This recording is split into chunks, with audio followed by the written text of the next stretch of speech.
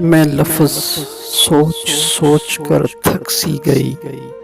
वो फूल देखकर बात का इजहार कर गया।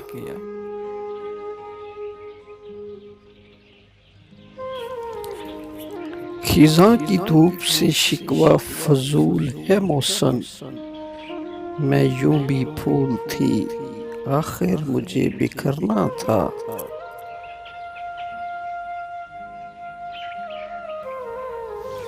उसकी याद कुछ इस तरह से मेरे दिल से लिपटी है कि जैसे किसी फूल पर किसी तितली को नींद आ जाए।